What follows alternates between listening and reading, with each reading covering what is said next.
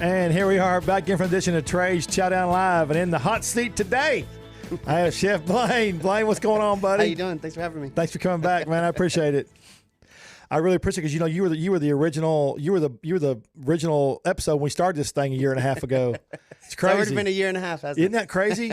I was thinking about that today, going, man, how fast time flies. It does. I mean, literally, if you better do what you want to do now because before you know it, you're going to be 80.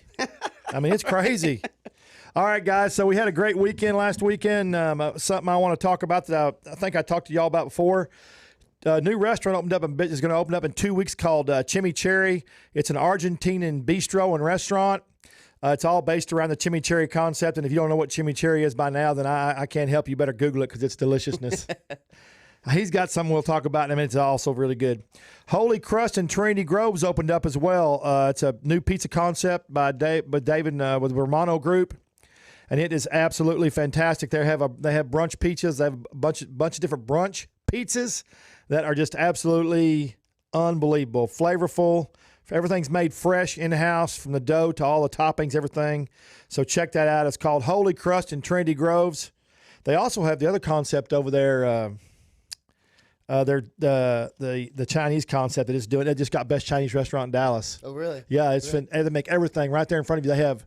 They have 2 different stations. They have 3 people making the noodles. So as soon as you order them, they make everything fresh right there. Dumplings, everything goes right there and then goes in the. You can watch them all go. I'm gonna have to check that out. It's really cool. Yeah, it's a concept that Romano wanted to do. So David Romano did it, and that's Phil's son. Uh-huh. And it's. I mean, I love it. I've been there 3 times now. I love it. That's great. So there is a national campaign, obviously, because we're having all the trouble with COVID. Everybody knows what trouble we're having with restaurants and the percentage of restaurants we have closing. But there's also a big push for Chinese restaurants, and James Beard Foundation has started a program to help them. And you can go to Instagram and get on this program, and any Chinese restaurant you go to, you can hashtag your picture, save Chinese restaurants, and you're eligible for some kind of deal. So check it out. That's James Beard, the Chinese restaurants on Instagram. And just hashtag Chowdown has been up and running. We've already got a lot of people on there, and we're featuring creative and seafood dishes from New Orleans and Louisiana area and Florida. And if you love to eat, if you go to Florida or Louisiana or New Orleans, you're going to love the dishes. We feature chefs and all kinds of awesome dishes. Check that out, like the page, and stay up on it. And as usual, support restaurants. I want y'all to support local restaurants. I'm going to go over a little bit of stuff from the menu over there. It's a new Chimichurri. Opens up in 2 weeks. That's Chimichurri in Bishop's Arts. He's got steaks.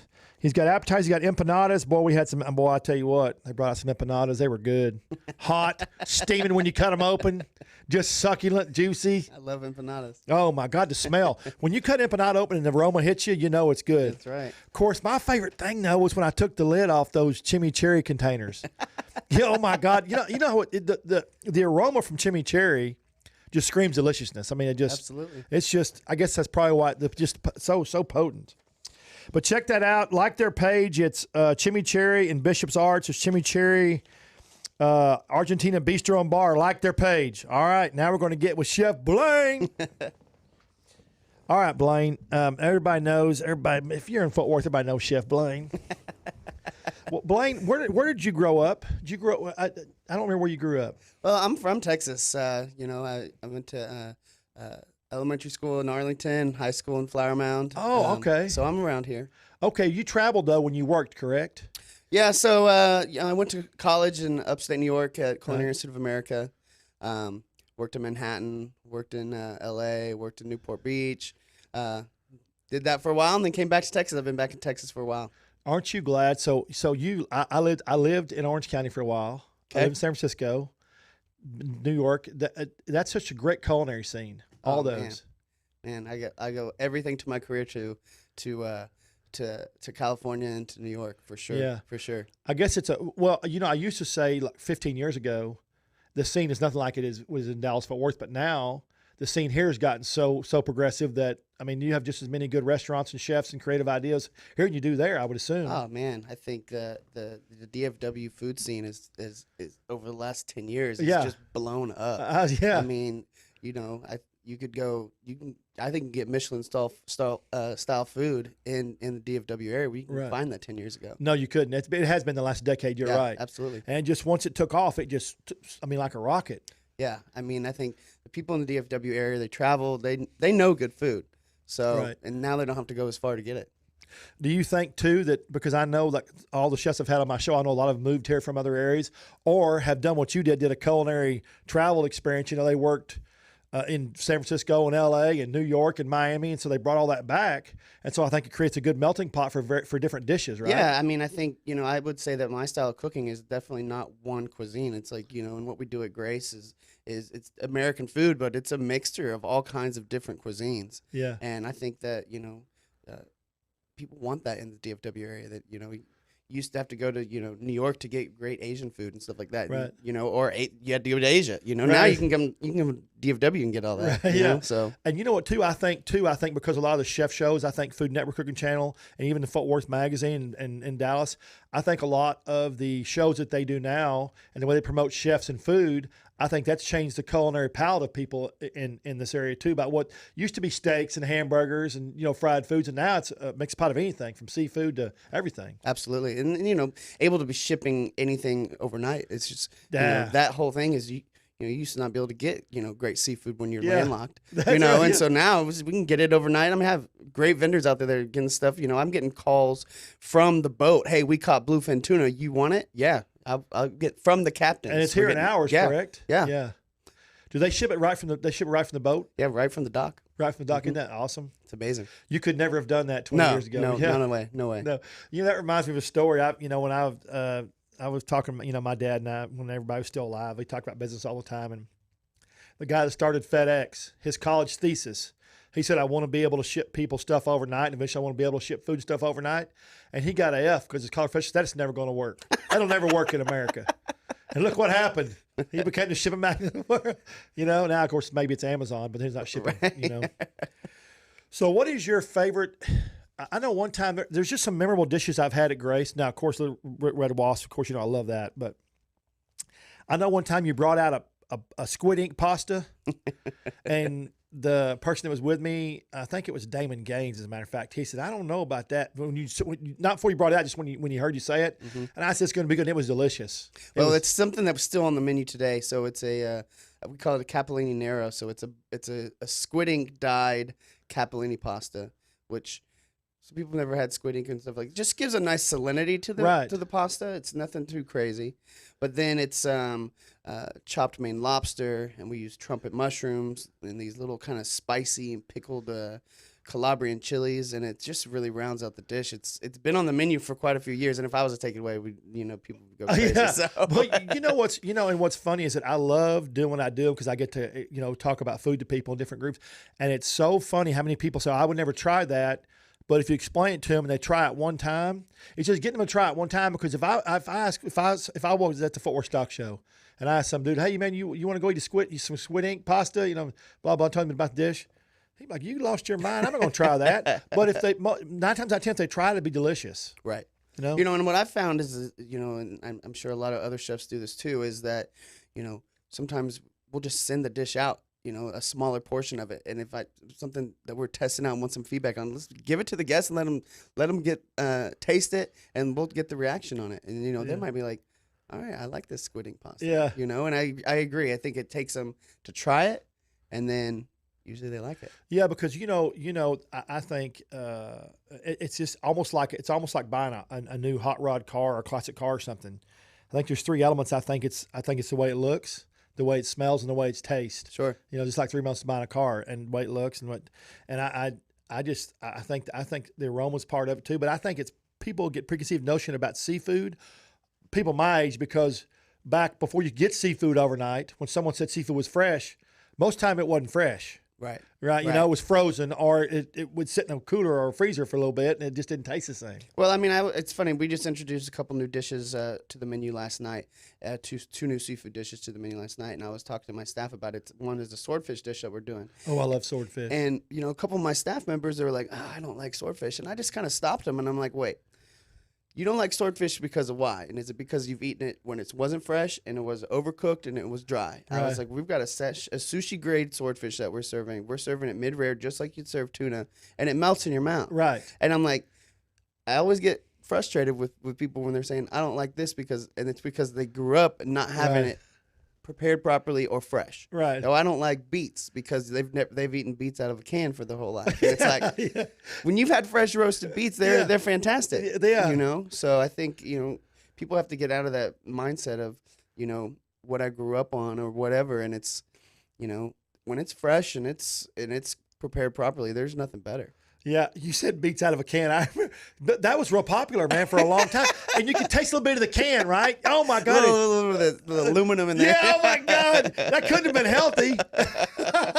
So I had a new swordfish dish. Dallas Hale, who owns all the shell shacks in the area, he's got a new sushi restaurant up in the Star. It's awesome. They do music at night. I mean, it's really cool. And we went up there to try a position. One of them was a swordfish dish, and it was phenomenal, fresh. It was just cooked. Swordfish cooks, if you're going to cook it, just cooks super fast, doesn't it? Yeah, I mean, it is a meaty fish, but a lot of people think they just got to cook the hell out of it, and that's not what it needs to be. You get good quality swordfish. I mean, you can still serve that medium rare. Yeah. And I think it's where you get your seafood from. Yeah. So I like that you stopped that when you ask that question to that person, because that's the common comment I get a lot of time when people talk about sushi or steaks cooked one way, rare versus medium well, stuff like that. They've just had a bad experience, and they just don't want to. They don't want to. Some people don't want to go try it again. Right. Does that make sense? I mean, I'm not going to sit there and tell you because this is how I like it. This is how it has to be. You know, I mean, I get people have different favorite flavor profiles and stuff like that, but why don't you try it how I like it, and then why don't you try it your way, and then let's talk. You know. That's what you have to be. Yeah, that way you can be judged. They can judge for themselves. Sure. And most of the time, you're going to find out that they had it. They just had it prepared wrong or wasn't right. Right. I'm sure. Yeah. So two new dishes. I know you said a while ago, but go through them again. You have two new dishes. What are they? Yeah. So we're doing a swordfish dish that's been pan seared, and then we're serving it these really awesome Rhode Island mussels. They're just plump. The meat to shell ratio on these mussels are awesome. And then we're doing it with a green curry broth, so it's got a nice spicy. It almost has like a Thai feel to it. So with bok choy and Fresno peppers and roasted red curry squash, it's a fantastic dish. And then the other dish that we're doing is a pan-seared Maine black bass. Oh wow! That we're doing with some steamed jasmine rice, and it's kind of a Creole dish because we're doing with like a shrimp etouffee, and we don't do a lot of Creole kind of things at Grace, and my chef de cuisine Graham has cooked in New Orleans, and so this is kind of his homage to Creole, and it's a fantastic dish. That's awesome. So Graham, is that Brown Bicycle? Is that the same guy? That's Steve. That's my ex-chef de cuisine. He was now cooking in Seattle. But yeah, Graham's been with us for quite a few years. Have I met Graham? I believe so, yeah. His name sounds familiar. Yep, so maybe Graham Sewell, yep. So listen to me. That first dish you talked about, swordfish dish, there's a lot of elements and components to that dish, right? Oh, yeah. So, I mean, it's the green curry is like ginger, garlic, scallions, coconut milk. I mean, there's just all kinds of flavors. So heat, sweet, it's really well balanced, lots of earthiness to it. So, Blaine, when you create a dish like that, where does your creativity come from, and how? And I'm always, and I know chefs are like artists. I mean, you're just, to me, a chef is like Picasso or somebody like that, a good one, because of what they do, how they create. Where does your inspiration come from? How do you sit down and say, that's the dish I want to make? How do you do that? Well, I think at first we start with seasonality. I have a good relationship with all my vendors, and what's coming to season, what's going to be peak availability, freshness. That's where we start at the beginning. And then from there, kind of decide where we want to go. I don't try and just do, as I said earlier, I don't try and do just one cuisine. Right. And I don't want to try and make it confusing for anyone either. So it's like, like I said, this dish is kind of Thai inspired. So kind of that's where I start, and then just build from there. We know that, winter squashes are in season, cabbages and stuff like that are in season. So that's where the bok choy comes in. That's where the red curry squash comes in. So that's the seasonal time. So, and swordfish is in peak season right now. And your dishes are always colorful, which is nice. I mean, I think that's important for me. It's got to look good, right? Yeah. I mean, that's one of the components, making a dish look. Yeah. Where did you get when you the second dish, Graham? Did he bring that from New Orleans? Is it just something he thought of from being working in New Orleans all the time? Man, it's kind of funny. We kind of joke around, and we always tell kitchen stories, as we're, we spend a lot of time next to each other in the kitchen and just talking about different stories and stuff like that. And we just happened to be talking about this. He worked at Commander's Palace, and the chef recently recently left Commander's Palace. We just started talking about how the sous chef or the chef de cuisine just got promoted, and it's a female, so it's the first female chef at Commander's Palace. I thought that was a pretty amazing thing. Yeah. And we just started talking, and then through that whole process, we're like, man, we should make some etouffee. We've never put etouffee on the menu, and it's like, let's try it. So we ran as a feature about a month ago, and it went over so well. So we're like, let's put it on the menu. That's awesome, and that's why I started that page I did about the coastal chowdown, because so many people travel from here in Texas and Oklahoma and Louisiana that follow me to New Orleans, and there's nobody really promoting the New Orleans scene here. Sure. And I love all the creativity stuff down there, and that's one of the reasons I did that, because it's just so it's a different culinary market, but yet people still love it even from here. Well, I think what I really love about that is, it's a completely different type of cuisine, but the amount of passion that goes into cooking it, it's a lot of it's pretty simple. Yeah. But the amount of passion that goes into it, I mean, to sit over the stove and stir your roux for an hour, I mean,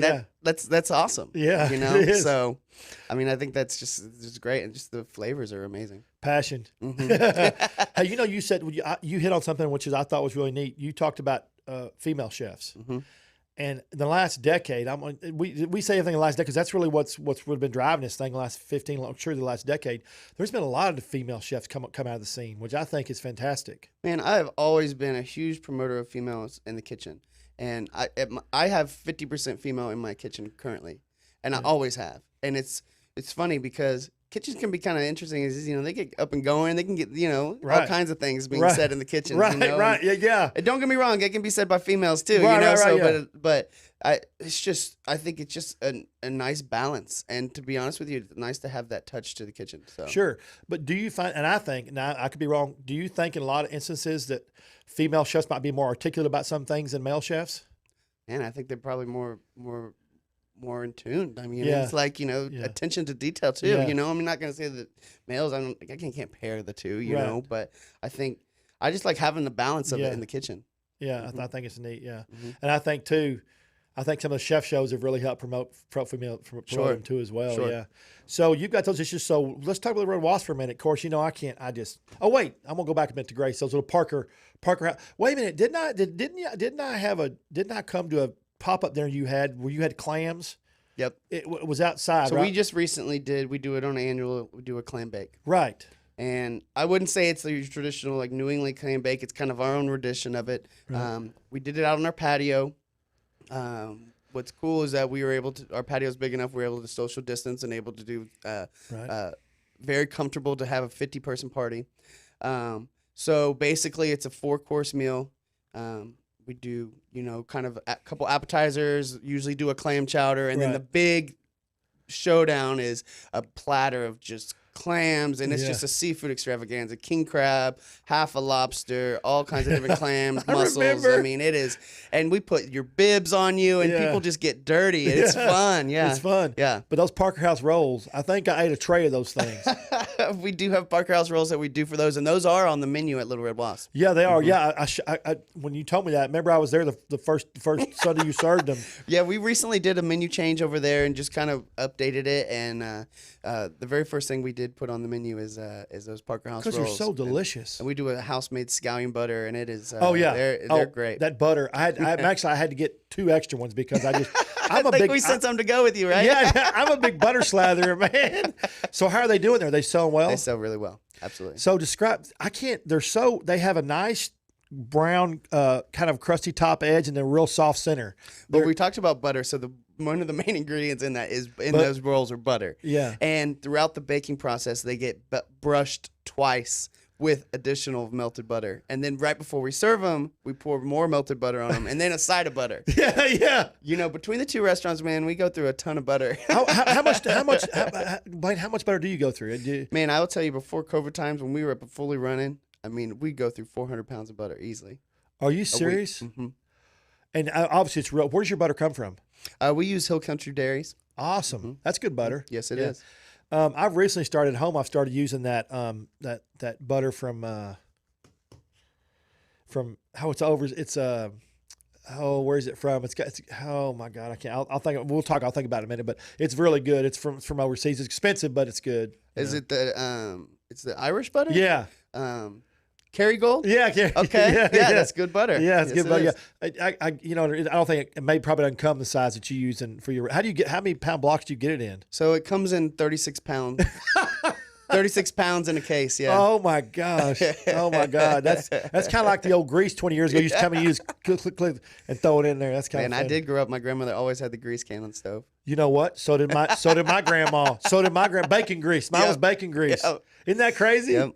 But I don't know. They always said bacon grease flavors anything. Absolutely. And even back in the day, my grandmother used to make us milkshakes and used to put the whole eggs in there. And, she got away from it.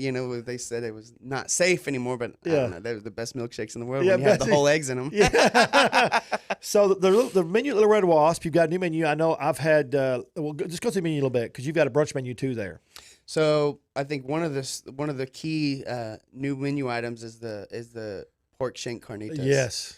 So it's a 3-day process for us to get the shanks for them to be fully cooked. Right. So we marinate them in beer and lots of cilantro and garlic, and then we braise them for 24 hours, and then we crisp them up, and it just shreds right off the bone. Yeah. And then it's kind of make your own taco kind of dish. Yeah. And it's we do it with some charro beans and it's just a great dish. When you brought it out to me, when they brought it out when I ordered it, my God, it was awesome. Well, it's kind of funny because it's probably big enough to feed 2, but we sell it for serve for 1. But Yeah, well, it definitely is plenty to go. Anything it says for 2, it's for 1 for me.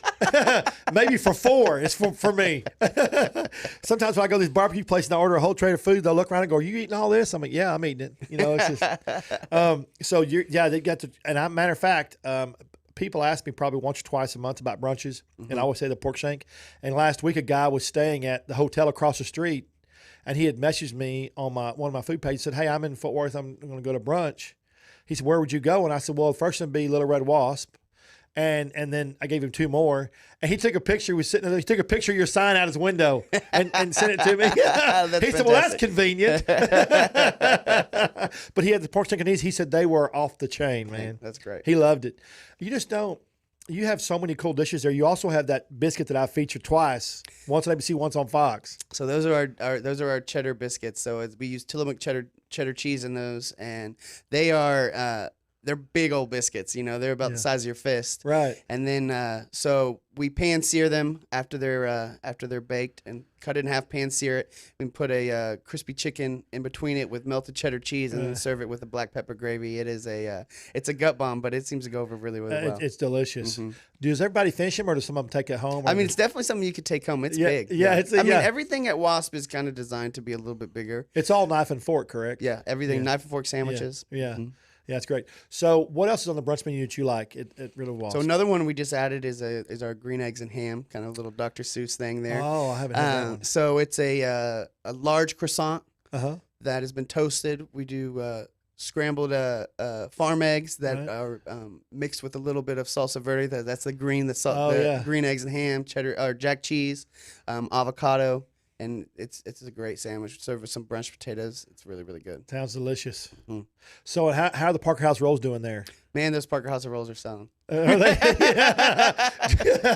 Do you those are all because they always come out hot there? Or are they made to order? I mean, they got to be made. So we basically make them every couple hours. Okay. And then keep them warm. So they're fresh.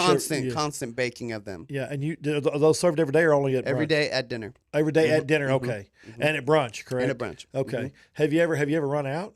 Yeah. Yeah. It's kind of one of those things, we try and you can't guess. It's a guessing game, but you try and stay on top of it, you know. But so what is your favorite sandwich at Little Red Wasp? Reuben. Yeah. So again, that's a 3-day process. It's 3 days for it to marinate in our brine, and then that gets braised, and then it's sliced, and it's a big old sandwich. It's it is big. 10 ounces of meat on there. It's isn't it about like 3 or 4? I mean, it's a play. We definitely want. I mean, I definitely have inspiration from all those New York delis, Yeah. And so, and we do a little bit different. We don't do a sauerkraut. We do a shaved cabbage slaw and what we call our wasp sauce, which is basically a sriracha aioli with the addition of different pickles and shallots and stuff in there. And it's a fantastic sandwich. Swiss cheese, a really awesome rye bread that's on there. It's really good. Rye bread. I love sriracha. That's just one of my favorite condiments the last 5 years. I mean, I just love that thing. For sure. Oh, it's real flavorful. It's not Absolutely. super hot, but it's flavorful. Not too spicy. Yeah, it's really good. So what is your favorite dinner dish at Wasp? So we just did a new pasta dish. So we do a house-made pappardelle pasta that's like a thin, it's like a wide fettuccine. Okay. So we make that in-house, and then we do that with oyster mushrooms, some Texas oyster mushrooms. So a lot of things are coming out of Texas right now. There's oyster mushrooms. A lot of people are growing oyster mushrooms. So we got these Texas oyster mushrooms that are really, really good, with some braised short rib on top of it. Oh, wow. And then a little bit of sautéed wild arugula. So where do the oysters come from in Texas? So the oyster mushrooms are all grown and they're all cultivated. Right. So they're not a wild mushroom. Right. So the different growers have grown them in warehouses. Wow. And so they're growing oyster mushrooms, chestnut mushrooms, and the oyster mushrooms are coming gray. They might even call them blue, and then they actually have yellow ones and pink ones. Wow. Yeah, they're pretty fantastic. They're all pretty? Oh yeah. Yeah. Mm-hmm. So I saw a show the other day on oysters, about the cultivation of oysters, and how I guess if there's not enough of them, they're having to really grow them on farms because there's just not enough in the ocean anymore. Oh, so you're talking about we're talking about oysters. No. You just made me think about oysters when you said the mushroom. I was thinking about it. So, I guess do you know what percentage of oysters are cultivated and oysters, not the mushrooms, and are grown on farms? I mean, I would think, but for restaurant use, I think they're pretty much all cultivated. Yeah. I'm pretty sure. Yeah. I don't know the percentage though. Yeah. Same way, I guess, as in mushrooms. Man, I just, the shows I watch, sometimes you just don't realize how fast America's growing with people and how they're trying to get enough food, to the food for restaurants and stuff to be able to handle everything. For sure. Now I know with COVID it's gone down quite a bit, but yeah. Man, there was a little bit of a challenge there for a little bit when COVID first started, but I'm seeing all these vendors are rebounding. The meat, they were worried about not being able to get pork, and beef was going through the roof, and it's still a little high, but I mean we're still able to find stuff and source good ingredients. Do you have any purveyors that you use that have gone out of business? No. Okay, that's good. Yeah, they all got help or whatever. Sure. So if somebody was going to go for Grace for the first time, what would be your favorite dish at Grace? If someone was going to be introduced to Grace, what would be your favorite dish to tell them that's what you ought to try? So we've got 2 entrees that have been in the menu since day one. The first one is our main diver scallops. There's 4 to an order. They've been pan-seared, and they're served on shallot potato cakes with a little bit of creamed leeks. And then to top it all off, we do a American sturgeon caviar sauce, which is basically it's a butter sauce that has the caviar folded into it, and we drizzle that over each scallop. And that's been, like I said, it's been on the menu since day one. We sell tons of them a week. It's a great dish. Well, you describe it, sounds delicious. So leeks have gotten real popular too. Man, I love leeks. Yeah, they're not as strong as like an onion, and you can do a lot of different things with them. I was just fixing to say they're more versatile, correct? Because they're not as strong, not as potent. Is that right? Right. So what besides what you just said? What all could you can use leeks on pretty much anything, right? I mean, I think they're mild enough to serve as a fish dish. You can do anything with them. They're still, I mean, if you grill them and put them with a piece of meat, it's great also. Yeah. So then you can fry them and do chips with them and all kinds of different things. So you've got that dish I absolutely love, the bar dish, the chimichurri. Oh, yes, the beef satays with the chimichurri, yeah. Gosh, that beef is so tender. So we use this, that's our, that's tenderloin that we're using. And it's a pretty simple dish, but it is one of those dishes that's just, it works for the bar. Right. So it's just tenderloin skewers that have been pan-seared, and then we do our hand-chopped chimichurri sauce, which has also been on the menu since day one, and it goes over really well. So you and I talked about chimichurri a while ago, and for people who don't know, explain the process, because some of the simplest stuff in the world in the kitchen that looks simple or that sounds simple is some of the hardest to facilitate. Yeah, so I think, I think the best way to make chimichurri sauce is in a mortar and pestle. And a lot of people say, oh, let's just put our chimichurri sauce in the blender. And what it does is it bruises all the vegetables, and it really doesn't extract the true flavor of them. So if we put it in a mortar and pestle, or if you do it hand chopped, you get to chop the parsley and the cilantro, and mince the garlic and the shallots, and you really pulverize it and really get out the true flavor as opposed to bruising it and muddling the flavor. So, I told you before the show started this morning, I was talking about that. I hear a lot of chefs now on the Food Network cooking channel and stuff, and even in some of these chef competitions, talking about bruising the vegetables. What are bruising this? What they're doing? When you bruise it, what happens? You don't get the true flavor out of it. Yeah, you're not extracting the true flavor, and you're Okay. actually damaging it. So, for instance, the same thing if you don't have a sharp knife. If you're cutting up your vegetables, and as soon as you cut up, for instance, like your basil, and all of a sudden your basil's turned black, what happened? You damaged it. Yeah. You bruised it. That's why it's bruised it. looking that way. So yeah, you got to have the right tools for it. Do you ever see somebody in the kitchen doing something like that? You walk up and you go, we can't use that, or does it happen to you very often, or does everybody pretty much train in your kitchen now? So we do something before we do a hire in the kitchen. It's called a stage. Okay. So basically, they've got to come in, sit down and interview with me, and then they come and work in the kitchen one day for free. And basically, the reason we do that is it's basically, I want to make sure they want to work here, and I want to make sure it's going to work out. We don't turn a lot of people in our kitchen, and we don't have a lot of turnover, and I want to make sure that it's going to be a good relationship, because I don't want to just all of a sudden in 2 months they say, I don't want to be here. Yeah. Or I don't want me to have to say, I don't want you here. Yeah. So I want it to work, and they have to. I've got people in my kitchen that have been there since day one, and we've been open for 13 years. Yeah. So going through that whole process is the stage, and they basically are just trying out. Yeah. And I want to see how they do. And they don't have to be a rock star. I mean, I've got people in my kitchen that have no restaurant experience, that have worked, that I've taught them to be an awesome cook or an awesome chef. And we've got people that have all kinds of experience, and I think so.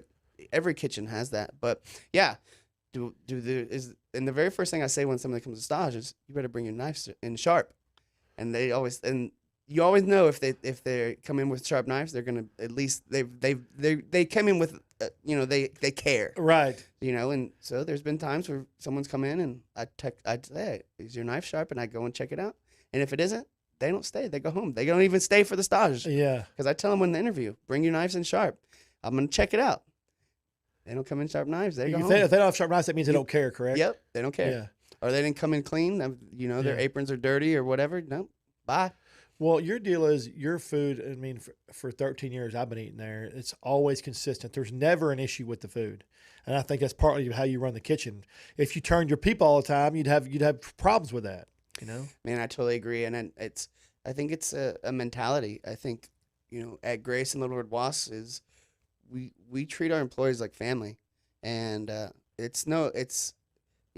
my jacket says Blaine Staniford on it. It doesn't say Executive Chef Blaine Staniford. Right. It just has my name on there, and we don't necessarily. I might be the chef, but I'm down and dirty. I'll wash dishes. I'm right there with my guys every single night. So I think a lot of that, what you say, because consistency is we try and stay consistent with keeping our staff and make them happy and making feel like a comfortable, treat them with respect. Yeah, absolutely. Yeah. Mm-hmm. It's funny you said you wash dishes, because Keith Hicks, one day I was over his restaurant and we were laughing. He said once I hire somebody and I see they like him, he said I always make them wash dishes with me, one night, because he said let me show you a station. If you don't want to do that, then it's not going to work for you. I mean, he wants to make sure that they're going to be able to do that if it comes down to that. Well, I mean, the restaurant business is multifaceted. For a successful restaurant, you have to be. It's all about teamwork. Yeah. And if you've got someone that doesn't want to play ball with y'all, it's not going to work. And you've got it has to, from the dishwasher to the general manager, they all have to work together for it to be a success. Yeah, and it's so funny you say that, because everybody in Grace always seems to. I mean, they're always working and talking but lots of restaurants, people open up restaurants and they think that they can train somebody to do one specific job and just let them do that job. And I think in a restaurant there has to be teamwork, and they can do more than just one job. They have to be trained on different things. Man, I have a lot of my cooks that work multiple stations on a weekly basis, and what it does is once you get comfortable, I want to change it. Yeah, because I want you to be uncomfortable. I want you to learn. My kitchen, if you put the effort, you can leave my kitchen after you've worked there for years, and you can run your own kitchen for sure. And I want them to come in and, like, when they've left, working in my kitchen, say, man, Blaine taught me some stuff. I learned a lot in that kitchen. My granddad always used to say, when somebody works for you, teach them to do it. Teach them to do it right. And if they can do it better when you're not there, that's a sign. That's a sign of great. That's a sign of a good person. Absolutely. Good employee, good teamwork, good manager. What do you call them? Do you ever have you had some people come in and you've watched them grow and you've just been excited that they've done so well? Man, you brought up my chef de cuisine, Steve, little brown bike. Yeah. Small brown bike. Yeah. He started with me. He's worked for me for 10 plus years, and he started as a line cook, and not the most experienced in the world, and just stuck with it and had a true passion for, and made it all the way through, sous chef to chef de cuisine, and now he's running his own kitchen in Seattle, and I think that's just a huge thing for me, and him and I stay in touch all the time, and it's just like to see someone go from, a line cook all the way up to running their own kitchen, it's just, it's an amazing thing. Yeah. Well, how did he find Seattle? A friend of his who owns the restaurant, and he's gone and helped them do different events and different caterings and different weddings and things like that. And through the whole process, they were expanding, and it was a good opportunity for him. I mean, shoot, he's been in my kitchen for 10 years. It's time for him to do something else, So yeah, he's ready to spread his wings. Yeah. Fly, little birdie, fly, or eagle, whatever you want to call him. But Seattle's having a rough time of it right now. Yeah, and actually, he's in Kirkland, so it's a little bit outside of the city. So because it's Seattle, So Kirkland, that whole area up there is gorgeous. Right on the water. Mm-hmm. My youngest daughter was raised in Walla Walla, Washington. Mm-hmm. And I had to either go through Seattle or Portland every time I went up there. Just beautiful. Both places are gorgeous. And the food scene is insane. Yeah, it is awesome. A lot of good stuff going on up there. So what is your, I asked you this before, and I stumped you, so I gave you time to think about it. What's your favorite cheese? Man, I'm going to name a few because I can't just name just one. And I'm such a cheese eater, like constantly. So it's, stinky French cheeses. I mean, all of them. I love them. So, smoked rambola is a good one. Port Salut, I love. Anything that's like super melty, I love. Like melt in your mouth. Yeah. I mean, and I like Gorgonzola Dolce is one of my favorites. A couple different. There's all kinds of different camemberts and stuff that I love. I mean, it's impossible for me to say just one. Yeah, I've never actually seen you quiet when I've asked you a question. When I asked you that question, your eyes just kind of, you didn't say a word. So I knew that was a good one. That's a good one for you. Yeah. What, Blaine? How do you know? So like you use a lot of cheeses. So how do you have you just eaten enough cheeses to know what all the flavor, or do you taste one before you make the dishes out that's going to go good on the dish? Yeah, I mean, I'm gonna give a little plug to Brazos Valley Cheese Company out of Waco. We've been using them since day one at Grace, and they started as a really small little company, right? And they've grown to a massive company now where they've recently in the last couple of years built a multi-million-dollar cheese cave in Waco, and they're doing some amazing cheeses, mostly all cow milk, and I just love them. We use them on our cheese board predominantly. We have like 4 of their cheeses on our cheese board currently at Grace. How many cheeses do they have? I believe about 10. Oh wow! Mm-hmm. So people who've never been to or seen a cheese, tell them what a cheese cave is. It's really cool. Man, I mean, it's kind of just like a wine cave. Right. So it's underground. Cool, dark, right? Yeah. It's perfect for aging the cheeses. Yeah. Mm-hmm. What does the average cheese have to age for? I mean, I know it's all different, but is there an average? Yeah, I mean, it can be from months to years. Yeah. So I mean, if you can have a fresh cheese that's not aged at all, or you look at some of those Parmesans and stuff that are 1, 2, 3, 4, and 5 years old, and there's some pretty old cheeses out there. Man, I saw that big place. I was watching a show on cheese, and I saw that big place in Italy. They have all the cheese in the drums. I mean, they were stacked. It looked like it was 2 stories high. Yeah, I think that was at Massimo Baratta. Yeah, Massimo. Yeah, has all the different Parmesans wheels in there. Yeah, I've seen that. Yeah, that was neat. Yeah. Massimo, he's a good chef. Yeah. A little bit. Yeah, I think it was last year or the year before, top restaurant in the world. So. Yeah. Mm-hmm. I saw him on 60 Minutes. I watched it. I've probably watched the show 5 times. I just like him. Mm-hmm. I just think he's got a great personality, and his restaurant didn't work for years. He just kept going with it, and now look at it. Right. What do you say? 6 months to get in or something? My gosh. But I'd like to go though. Yeah. It's got to be good. Right. Yeah. So Blaine, what do y'all got coming? Anything cool coming up the next couple of months? Pop-ups? Or are you just doing pop-ups? Man, right now we're just focusing on the 2 restaurants. We don't have everything necessarily in the works. I think with everything going on in the world right now, we're just trying to focus on the 2 restaurants and take care of our guests. So let's talk about your bar at Grace, because you know me, I love my cocktails. So who makes your craft cocktails at Grace? Is it the guys, or do you help them, or how's it done? So our sommelier team is in charge of doing kind of the cocktails, and then we have amazing bartenders, and it's kind of everyone kind of just chips in. We change them about 4 times a year, seasonal cocktails, and it's kind of just a group effort. So I wouldn't say we have like a mixologist or anything like that. It's all kind of a group thing, and we taste them, and that's the fun part. We make them and taste them. Right? Yeah, I've tasted plenty. But you know what, though? Really, I think that anybody that makes a craft cocktail is going to be a mixologist. I mean, if they have enough knowledge to make craft cocktail, then because cocktails have just gotten so crazy these days. They have. Oh my gosh! The stuff they go through and how they do it, all the burning of the ingredients and smoking, and it's crazy. Yeah.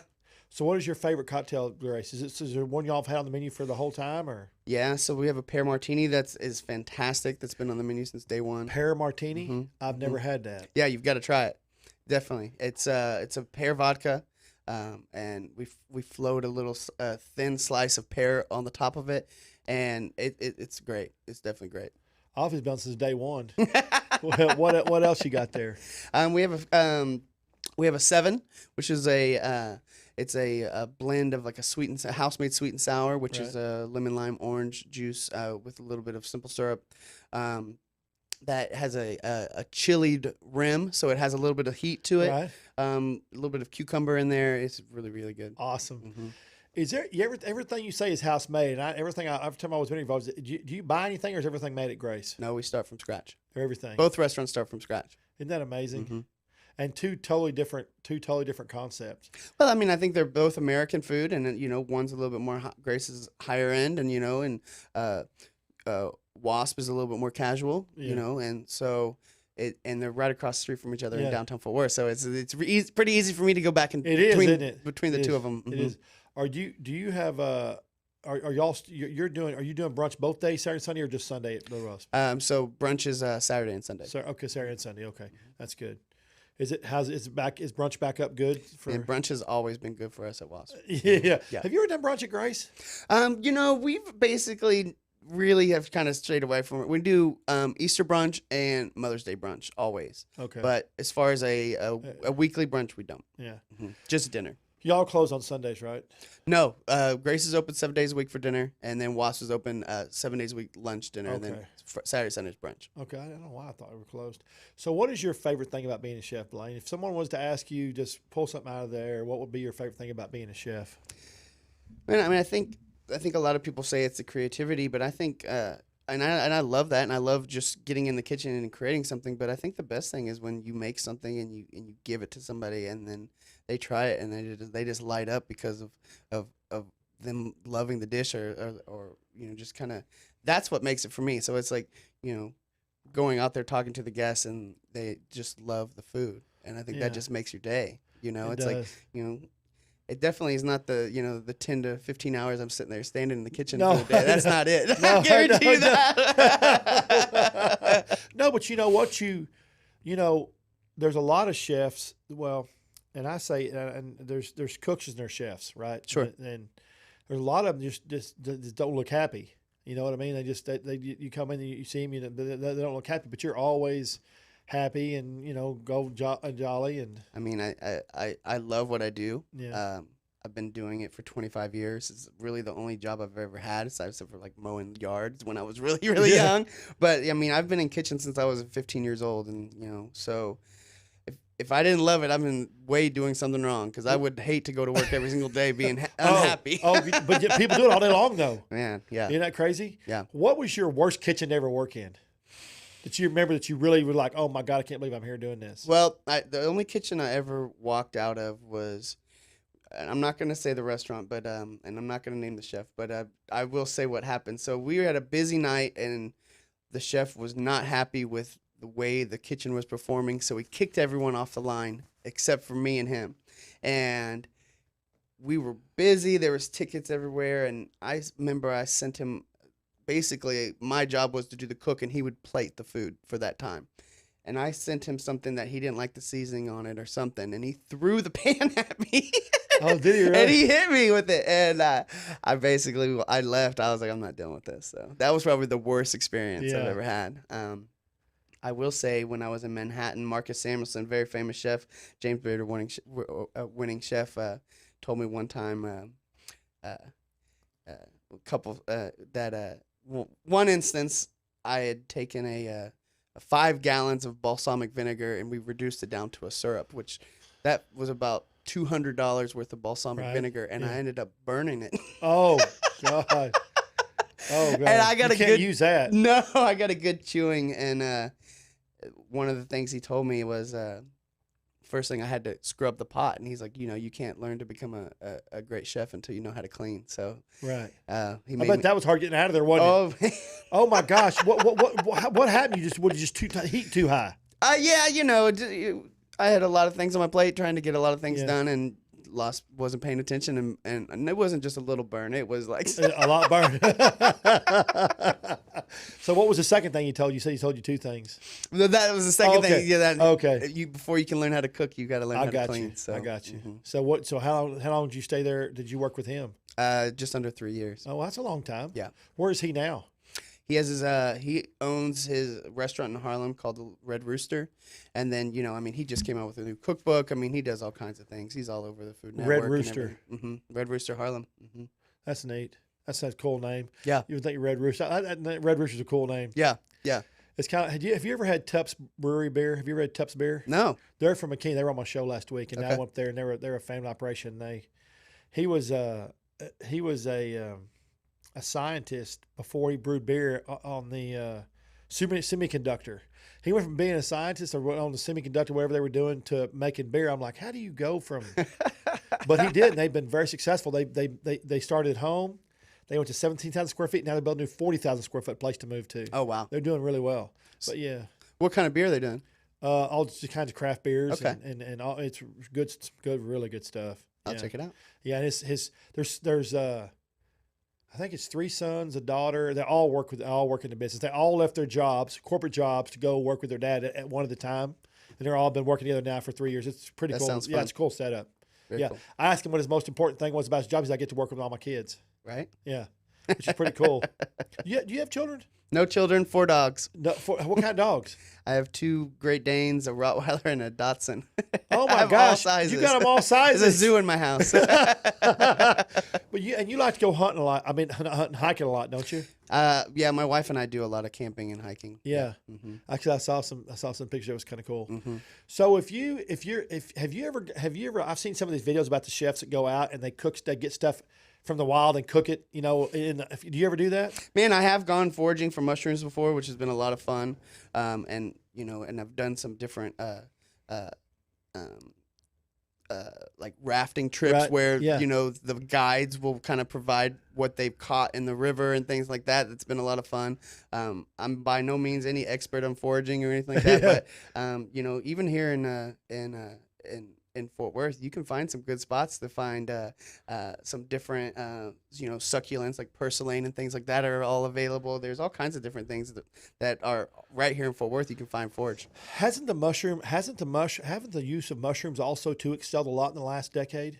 Man, I think there's people a little like I think with like opening of like central markets and then seeing things like where you go and like you're seeing more than just like buttons or portobellos on the shelves. It's like you can go to like some of these grocery stores and you can actually see like chanterelles and the oyster mushrooms and then the morels when they're in season and stuff like that, which is cool. And so I think it's made it more familiar, and so now people want to eat it.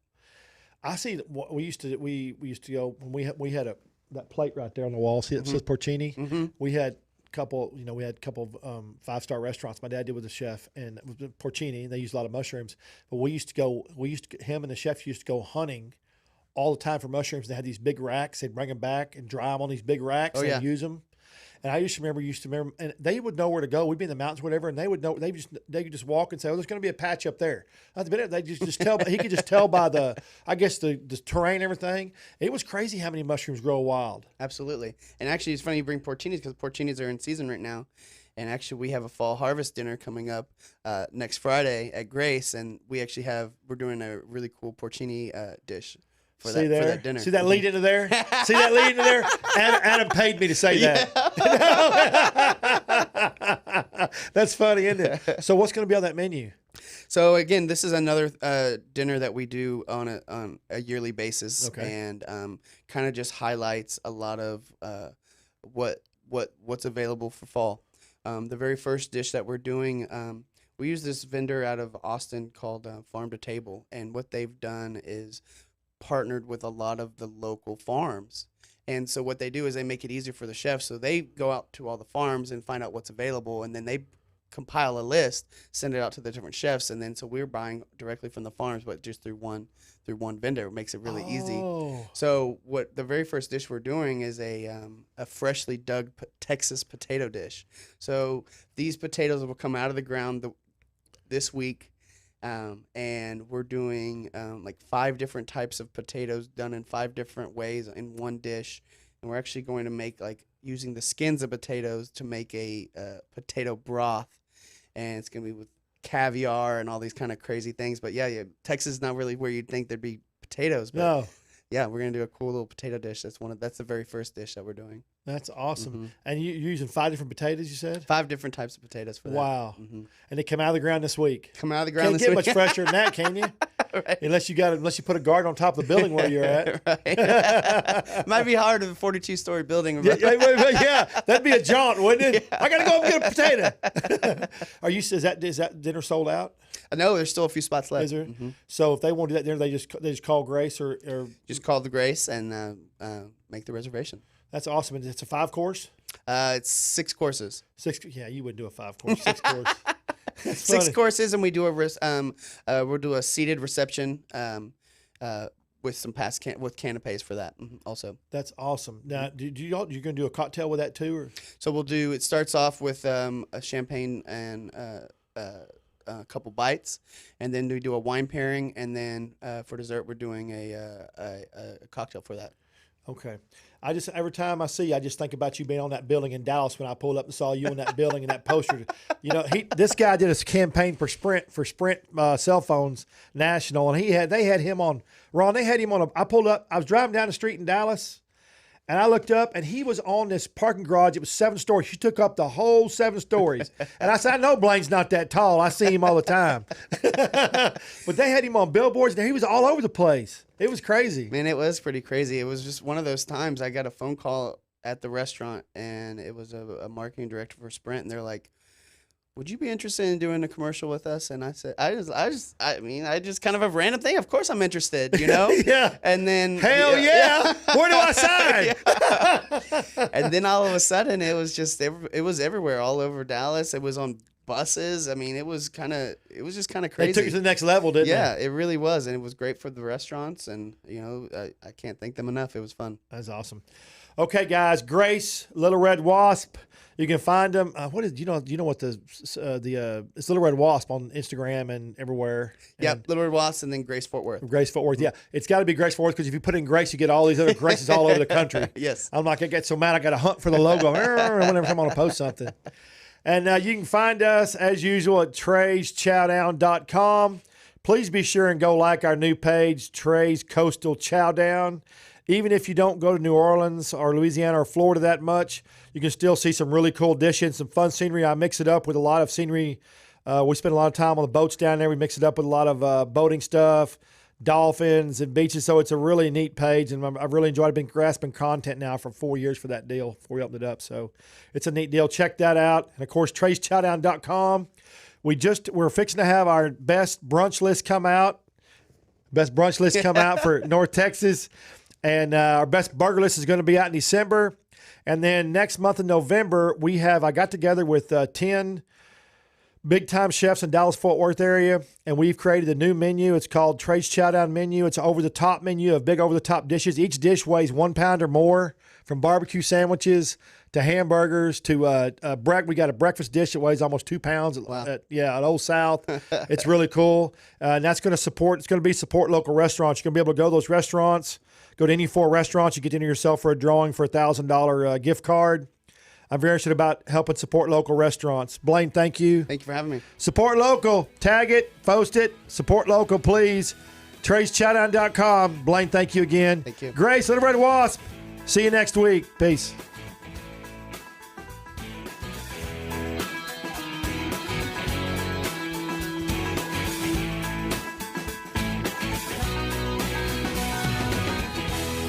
Hi, I'm Trey Chapman, publisher of TreysChowdown.com. I'm passionate about finding the best food, drinks, and chefs and sharing it all with you. I should know I have over 5 decades of food experience. Find me on any podcast platform, Facebook Live, or just Google me. Now you can watch and listen to all my great finds every week on my live TV and radio podcast at Trey's Chowdown Live.